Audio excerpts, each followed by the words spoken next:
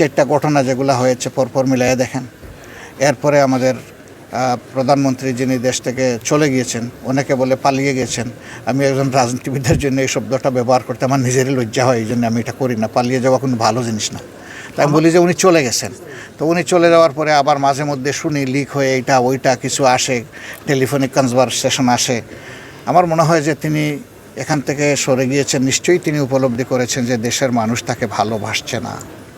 যেহেতু দেশের মানুষ তাকে ভালোবাসে না, একজন রাজনীতিবিদ তার জোর করে এই মানুষের কাছে আবার নিজেকে প্লেস করা, এটা কোনো বুদ্ধিমতির কাজ হবে এটা আমি মনে করি না।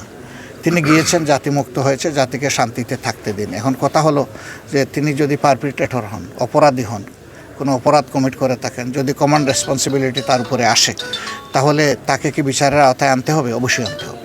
সেটা তিনি হন আর আমি হই, যেই হোক, যিনি পারপিট্রেশন করবেন, অপরাধ সংগঠন করবেন, তাকে বিচারের আওতায় অবশ্যই আনতে হবে। আমাদের দল নীতিগতভাবে আমরা এটা ঘোষণা করেছি যে আমরা কারো উপর প্রতিশোধ নেব না, আইন আমরা হাতে তুলে নেব না।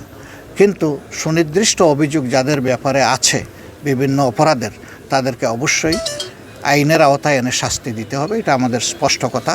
অতএব কে ষড়যন্ত্র করছেন না করছেন এটা বড় কথা না। জাতি কিন্তু এখন খুবই ঐক্যবদ্ধ এবং মজবুত হাতে ঐক্যবদ্ধ। গোটা যুব সমাজের বিরুদ্ধে তারা দাঁড়িয়েছেন এবং যুব সমাজের বিরুদ্ধে দাঁড়িয়ে তারা গণহত্যা করেছেন। নৈতিক দিক থেকে তারা পরাজিত হয়েছেন এবং এখন তাদেরই মূল্যায়ন করতে হবে যে তারা রাজনীতি করার কোনো অধিকার রাখেন কি না।